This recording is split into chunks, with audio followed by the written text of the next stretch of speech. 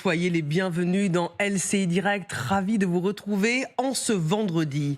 C'est la première fois que la marine française tire pour protéger sa base de l'île Longue en Bretagne qui abrite des sous-marins nucléaires lanceurs d'engins. Ce qui s'est passé hier soir est à prendre très au sérieux. 5 drones ont survolé cette base navale qui borde la rade de Brest et là, des fusiliers marins ont dû ouvrir le feu. Un incident qui intervient en plein face-à-face avec la Russie. Moscou est-il derrière cette incursion qui touche une base militaire nucléaire? Avant d'en débattre, partons rejoindre notre équipe sur place, Julie Jeune-Maître avec Médéric Pirschker. Que savons-nous, Julie, sur ce qui s'est passé ? Ce ne sont pas moins de 5 drones qui ont été détectés hier vers 19h30 au-dessus de la base de l'île Longue, sanctuaire de la dissuasion nucléaire française puisqu'elle abrite les sous-marins nucléaires lanceurs d'engins. Nous sommes d'ailleurs juste à côté, mais il nous est impossible de la filmer tant elle est surveillée. Impossible également donc de la survoler. Immédiatement, un dispositif de lutte anti-drone a été mis en place. Plusieurs tirs ont été effectués pour tenter d'abattre ces drones dont nous ignorons encore la provenance. Une enquête est en cours pour tenter de le déterminer. Rappelons qu'il y a 2 semaines, un premier survol de drones avait été repéré au-dessus de la presqu'île de Crozon, où est située la base de l'île Longue. Merci Julie Jeune-Maître avec Médéric Pirschker depuis Brest. Allons plus loin avec nos invités. J'ai le plaisir d'accueillir Magali Barthès. Bonjour. Bonjour notre spécialiste des questions internationales sur LCI. Le général François Chauvency. Bonjour. Consultant géopolitique pour LCI. Marion Buchet est également avec nous, experte aéronautique, ancienne pilote de chasse. Merci d'être avec nous en direct, Marion Buchet. Et Renaud Pilat pour la politique nous rejoindra. La marine française a donc dû tirer pour protéger son sanctuaire de sous-marins nucléaires sur l'île Longue. Ce n'est pas la première fois que des drones survolent cette zone qui est interdite, mais la première fois que la marine réplique. Est-ce qu'un cap a été franchi, Magali ? Oui, ce qui s'est passé est assez inquiétant parce qu'on est là à l'île Longue, dans la zone la plus sensible et la plus protégée de France, puisque en effet c'est là que sont nos sous-marins nucléaires lanceurs d'engins, c'est là qu'ils sont réparés, qu'est assurée la maintenance. On est vraiment dans une zone que l'on ne peut pas photographier, que l'on ne peut pas approcher vraiment sans des autorisations particulières.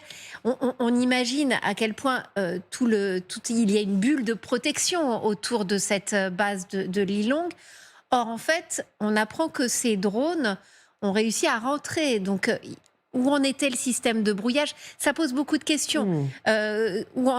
Comment le système de brouillage s'est-il ou non mis en place? Si c'était un gros drone, d'après ce que je comprends, quand même, ils sont très vite repérés par des radars. Donc là, c'était certainement des plus petits engins. Oui. Mais c'est vrai que pour que, comme vous le disiez, les fusiliers marins tirent, ça veut dire qu'ils sont rentrés ils ont réussi à survoler vraiment la base elle-même. Ce qui n'était pas le cas manifestement mi-novembre, où là ce n'était pas ces installations les plus stratégiques. On était hors de la base nucléaire. Donc voilà, ça pose énormément de questions. Est-ce que c'est un test? Qui cherche à nous tester? On a entendu Catherine Vautrin, notre ministre des Armées, refuser d'attribuer le survol à une puissance, à un pays adversaire. Mais évidemment, les regards se tournent assez vite vers la Russie. Mais pour le moment, une enquête va être diligentée. On va essayer d'en savoir plus. Et puis, on imagine que s'il y a eu interception des drones, ça veut dire qu'on va pouvoir aussi avoir l'engin, l'appareil entre les mains pour peut-être en savoir plus justement sur les origines de ce test, de cette tentative d'intrusion. Général Chauvency. Je crois que ce qui est important de dire, c'est qu'on a ouvert le feu. Oui. Et que ça rappelle que les zones sensibles sont défendues, y compris par le feu. Et que là, des ordres ont été donnés avec des règles d'engagement pour protéger la base contre toute intrusion, y compris aérienne. Alors, à quel moment les ordres ont été donnés? À quel moment les règles d'engagement ont été données? C'est une question qu'on peut se poser. Mais à la limite, moi, je crois que vraiment ce qui est important, c'est le fait qu'on ouvre le feu maintenant. Oui. Ça veut bien dire que toutes les intrusions, au moins aériennes, je ne parlerai pas des intrusions terrestres, à d'autres sujets, on va régler le problème. Et puis, il suffit de regarder quand même depuis plusieurs mois tous ces drones qui survolent l'Europe et différentes zones sensibles. Pour l'instant, personne ne sait d'où ils viennent, ces drones. on ne sait pas ce qu'ils font. On a du mal parfois même à confirmer qu'on les a bien vus. Et mettre effectivement derrière une puissance étrangère, ça me laisse très sceptique, parce que finalement n'importe quel gamin, entre guillemets, est capable de prendre un drone, d'aller voir s'il peut se promener au-dessus d'une base sensible par jeu. Voilà, donc effectivement, moi je rejoins parfaitement ce qu'a dit la ministre des Armées, de rester prudent sur l'attribution. C'est pour ça que je dis que le plus important, c'est que tout drone entrant dans une zone militaire sensible sera détruit. Alors effectivement, est-ce qu'on aurait pu le faire avant? J'en sais rien. Bon, ça, je ne connais pas tous les moyens qui ont été mis en place. Et puis, avec un peu de chance, dans les drones, s'ils ne sont pas trop détruits, on pourra avoir quelques éléments pour identifier les sources. Parce qu'il va forcément y avoir une enquête. Et je me tourne vers l'experte aéronautique Marion Buchet. Justement, quels sont les critères qui font qu'on décide d'ouvrir le feu? Parce que ce n'est pas la première fois, évidemment, que cette zone interdite est survolée. Non, c'est pas la première fois. Et d'ailleurs, il y avait déjà eu un cas en 2015. On a parlé du survol d'il y a 15 jours. Mais on avait eu aussi un cas 10 ans avant. Les critères, ça peut être des critères de distance, des critères aussi de comportement. Alors, sur les drones, c'est un peu spécifique parce que ça se joue quand même sur un espace qui est assez confiné.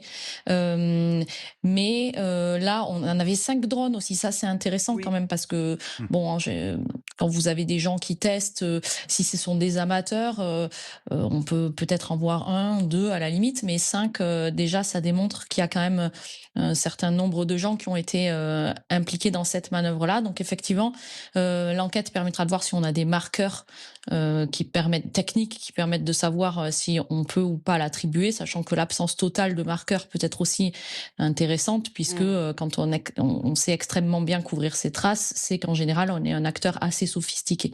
Mais justement, Marion Buchet, a priori, parce qu'il faut être très prudent, à l'heure où nous parlons, on ne sait pas qui est à l'origine du survol de cette base par ces 5 drones qui ont été détectés. Est-ce qu'il faut un minimum de connaissances pour pouvoir exercer un survol sur une base aussi sensible? Ou est-ce que n'importe quel droniste amateur peut s'y risquer? Alors, ce qui est quand même particulier sur la presqu'île, sur l'île Longue, c'est que c'est un endroit qui est pas forcément extrêmement facile d'accès, puisque comme c'est une presqu'île, vous avez toute une partie qui est exposée à la mer. Donc, effectivement, c'est peut-être moins facile que sur d'autres endroits. Après, faire voler un drone en soi, c'est pas bien compliqué. Il faudrait voir quel est le type de drone qui était impliqué sur cet événement-là. Marion Buchet, vous restez avec nous. Écoutons la réaction justement de la ministre des Armées, Catherine Vautrin. Tout survol d'une empreinte militaire est interdit dans notre pays. Je veux saluer l'interception qui a été celle de nos militaires sur la base de l'île Longue. Derrière, il y a un dépôt de plainte, il y a une enquête, et c'est l'enquête qui permettra de déterminer quel a été finalement ce survol. Donc à ce stade, pas d'attribution, donc je n'irai pas plus loin, mais ce qui est très important, 1, c'est interdit, 2, systématiquement dépôt de plainte, et 3, enquête. Renaud Pilat, bonjour. Vous nous avez rejoint pour la politique. Ce qui s'est passé hier soir, on l'aura bien compris, est à prendre très au sérieux. Oui, c'est à prendre très au sérieux parce que, on le sait, les autorités françaises l'ont dit, Emmanuel Macron le dit souvent, la Russie n'est pas notre ennemi, je dirais encore notre ennemi, mais c'est un pays adversaire, c'est un adversaire stratégique. Et à partir du moment où vous avez, bien sûr, on ne sait pas qui a fait survoler ces drones sur l'île Longue, mais à partir du moment où vous avez la France qui est impliquée, quoi qu'on en dise, dans la coalition des volontaires pour aider l'Ukraine contre la Russie, eh bien, la surveillance doit être maximale. Et donc, la ministre des Armées est là pour rappeler que, notamment cette base, qui est une des bases les plus importantes, voire la plus importante pour le nucléaire français, eh bien, est contrôlée convenablement. Donc, elle est dans son rôle. Après, je laisse bien sûr, et c'est pas mon domaine, les experts militaires savoir qui a pu faire survoler ces drones. Moi, depuis ce matin, je m'interroge. Qui a pu... C'est loin.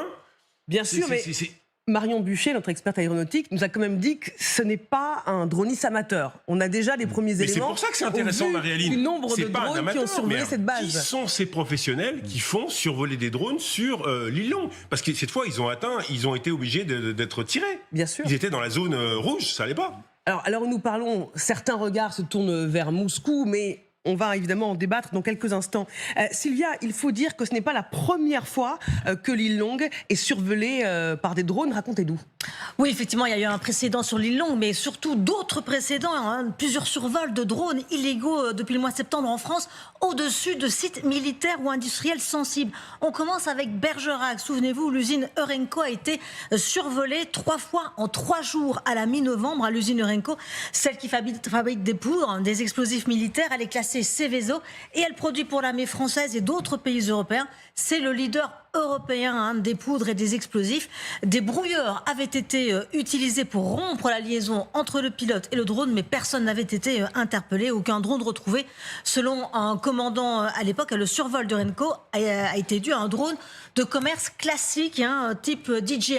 Ce sont les drones chinois qui sont extrêmement répandus, donc de volume raisonnable. Autre événement, le survol de 2 sites de Mulhouse. Ça, c'est au Rhin et c'était le 11 novembre. Selon le parquet, il a d'abord survolé la cour centrale du commissariat de Mulhouse. Il a ensuite survolé une gare de triage ferroviaire, mais pas à n'importe quel moment. Pourquoi ? Parce que la zone de triage accueillait justement un convoi exceptionnel transportant des chars de combat Leclerc, des chars qui revenaient d'un exercice militaire. L'agent de sécurité sur place avait décrit un appareil dépourvu d'éclairage qui survolait la zone de stockage du convoi militaire et puis qui partait dans une direction inconnue. Des chars qui, a priori, n'ont rien de confidentiel puisqu'ils peuvent être filmés, bien par exemple lors du 14 juillet. Sylvia, autre survol de drones à Mourmelon-le-Grand dans la Marne. Oui, la base militaire de Mourmelon, elle a été approchée début octobre par 3 drones simultanément, après déjà un premier survol en septembre. Des soldats ukrainiens ont été formés dans cette base l'année dernière et elle accueille aussi un centre d'entraînement tactique de drones. La délégation militaire départementale parle d'un incident qui relève de l'exceptionnel. Les fusils brouilleurs n'ont pas permis de les neutraliser car ils étaient trop loin. Dans chacun de ces cas, aucun pilote n'a été interpellé et les enquêtes sont toujours en cours. Merci beaucoup Sylvia. On voit bien que l'ampleur de la menace qui pèse désormais sur l'armée, la marine française. Général Chevance, quel est l'intérêt concrètement d'un survol de drones ? Intimider, recueillir des informations ? Alors pas sûr que les 5 drones hier soir ont eu le temps de quoi que ce soit, vu que la marine française a été très réactive. En fait, il faut savoir quand même que beaucoup de choses sont déjà vues par satellite. Si ça avait été une nation étrangère, elle aurait déjà vu beaucoup de choses, même s'il semblerait qu'il y a des zones interdites de vision par les satellites. Maintenant, il y a plusieurs effets recherchés. D'abord, je pense qu'il y a un effet psychologique. Nous sommes dans la guerre psychologique, quel que soit l'auteur. De toute façon, c'est pour inquiéter tout le monde. La preuve, c'est qu'on en parle. Mais oui. Et ça montre aussi qu'on n'est pas capable d'y faire face. Deuxième effet psychologique, parce que finalement, on est un peu coincé. On n'a pas été capable, depuis des mois, quel que soit le pays, d'identifier qui avait manipulé ces drones. On n'en sait rien, avec toutes les hypothèses possibles. Alors ça pose d'ailleurs une question, il va falloir peut-être penser à la détection des dronistes, en quelque sorte, mais on peut quand même s'étonner que, quel que soit le pays, il n'y a aucun résultat dans l'interpellation de ceux qui l'ont fait pour identifier ceux qui l'ont fait et peut-être des commanditaires. Donc moi je suis sur l'action psychologique, à l'ancienne je dirais. On affole les populations, on affole aussi les gouvernements, parce que les gouvernements devront répondre à leurs citoyens. Oui, je dois vous protéger, mais là on n'y arrive pas. Et donc on est bien dans la mise en place d'une instabilité psychologique au sein de nos différentes populations. Et alors maintenant, à qui profite le crime ? Alors, dans tout état de cause, il n'y en a qu'un à qui ça peut profiter. Donc on parle bien de la Russie. Maintenant il y a des intermédiaires. Ce ne seront pas à mon avis des agents russes. Le problème il est un peu là. Peut-être que ce sont aussi des braves citoyens français, entre guillemets, qui sont favorables à la Russie. Et puis d'autres qui vont tenter ce genre de choses. Donc voilà, les explications elles sont diverses. En tout état de cause, ça crée un climat anxiogène. Oui. Je pense que c'est l'effet recherché, pas uniquement le jeu comme je l'ai évoqué. Là, ça pouvait être un jeu, mais même si vous avez raison de dire qu'il y en avait 5 d'un coup, ça fait beaucoup.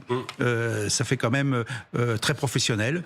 Donc il faut se poser la question, de notre protection, de l'effet recherché. L'effet recherché, il est sûr. Que dit le gouvernement ? Le ministre dit, oui, on n'a pas le droit de le faire. Oui, mais ça ne suffit pas. Il va falloir aussi agir. Et est-ce qu'on a les moyens d'action ? Ça nous oblige quand même à repenser notre protection contre les drones en temps de paix. sur le territoire national, parce qu'on ne pourra pas toujours tirer un drone sur une zone au-dessus d'une zone civile. Donc là, on avait un cas très particulier où là, on pouvait ouvrir le feu, mais le reste, il est là. Comment ferions-nous? N'oublions pas, à une autre époque, c'était Greenpeace, sur les centrales nucléaires, par exemple. Donc aujourd'hui, nous sommes dans l'anxiété, en quelque sorte. Pour que l'on prenne bien la dimension de ce qui s'est passé hier, avec cette base qui est quand même protégée par 120 gendarmes maritimes en coordination avec les fusiliers marins, regardons ensemble cette séquence tournée par notre reporter Esther Lefebvre, qui a eu l'autorisation exceptionnelle de tourner dans l'une des zones les plus sensibles de cette base. Cette péninsule, appelée île Longue, est le port d'attache des sous-marins nucléaires français. Sur terre, en mer et dans les airs, au quotidien, plusieurs centaines de personnes protègent la base, filtrent les employés. Scanner corporel, détection d'explosifs. Oui, très très bien. C'est bon, merci. Et même reconnaissance faciale. Chaque jour, environ 2000 personnes franchissent ces portes. Et pour nous, comme pour tout le monde, obligation de laisser son téléphone portable à l'entrée. Nous rejoignons l'une des zones les plus sensibles de la base, le bassin. Ce monstre de métal s'apprête à prendre la mer. Dans son ventre, il porte l'arme nucléaire.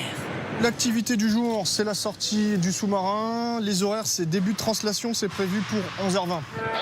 Brice dirige cette manœuvre de sortie délicate.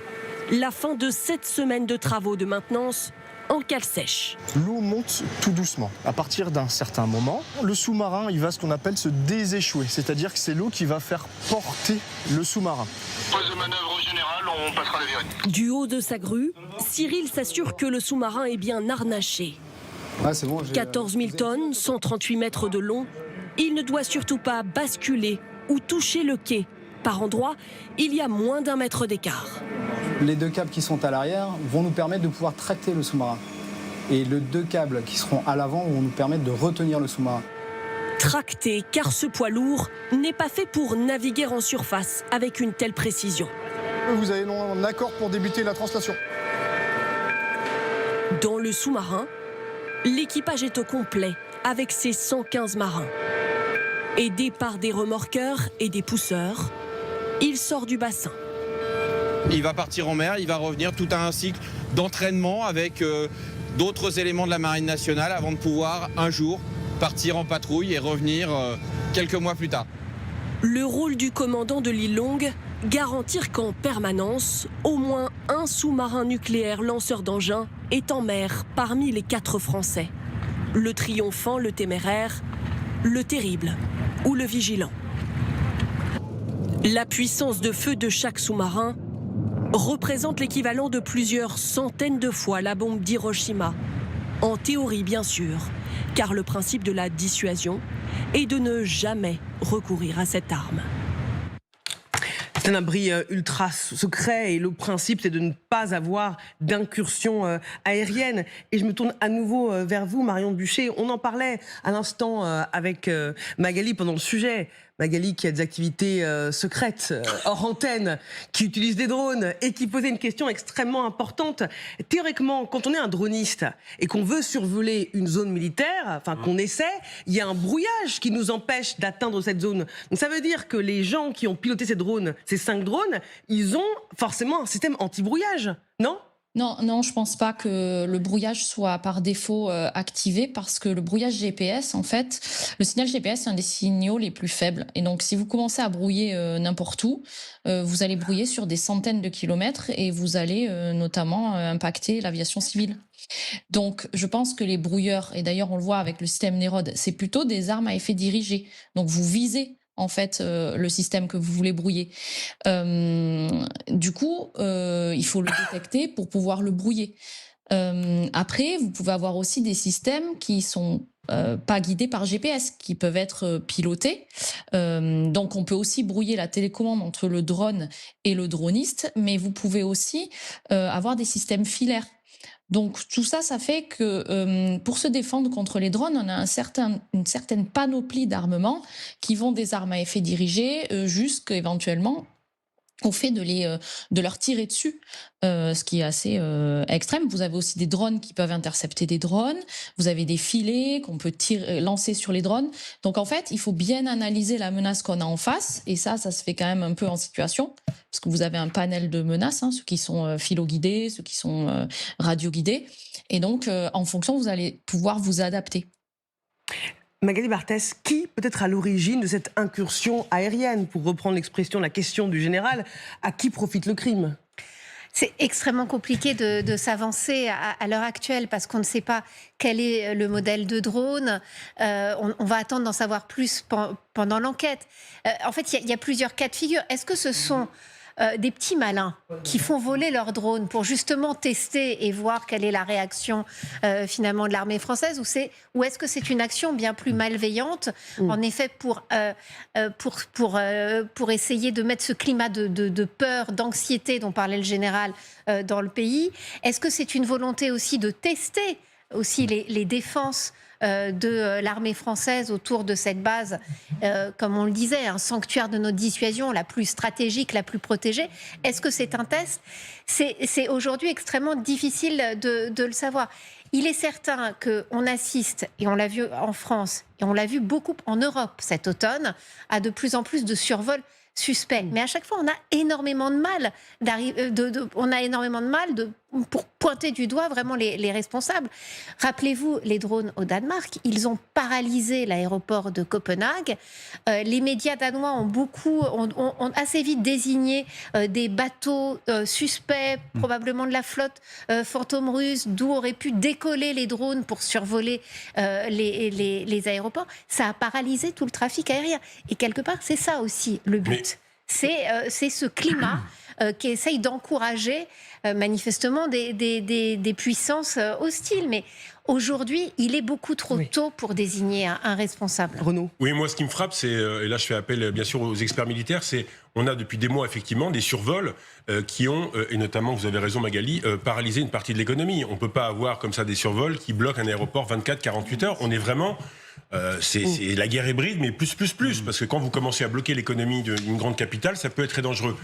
Quand est-ce qu'on va pouvoir, à quel délai, se mettre au point pour avoir... c'est une nouvelle arme, le drone, comme il y a eu des nouvelles armes dans les années 50, 60, 70. Quand est-ce qu'on va avoir au point des défenses anti-drone?